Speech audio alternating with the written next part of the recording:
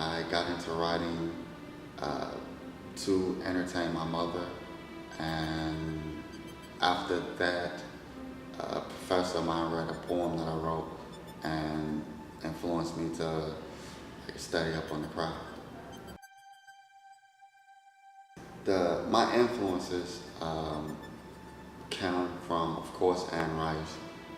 She's not the best writer, but she's one of the best storytellers.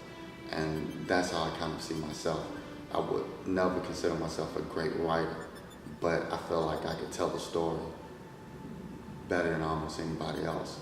Also, a woman named Nancy Holder. She's great with making weather or a city or something else as important as the characters. She turns them into characters. Interestingly, even though I don't do music, the three biggest, I guess, influences on how I write are John Lennon, Tupac Shakur, and Kurt Cobain. I love the honesty in what they do. The mythology of it is that the seeds are born and there's three different genes, three different bloodlines. Each time one is activated, it's activated inside of an individual. It's like a soul. And with Rose, she has all three bloodlines. And it's like human beings being born with three different souls. So nobody knows what that means. The main character of 3C, what went into developing her character, again, it comes from that question I had of destiny. A person who's born and has absolutely no idea of their own self, and yet everybody else around them is pulling them towards something. When you're introduced to the main character, Rose, it's 3 years after she's been inside of the small city, and she has no memory of her life before that.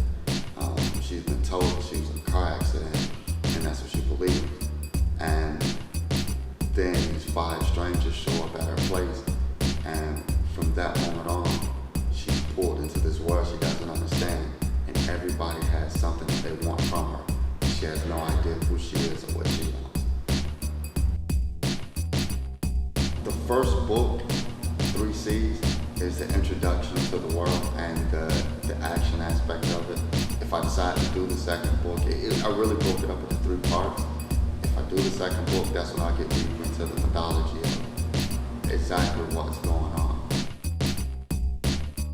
Out of everything I've ever tried to do in my life, I felt like this was something I really felt proud of, because it was a lot I had to research, a lot I had to put inside of it, and I felt that it accomplished everything that I meant for it to accomplish.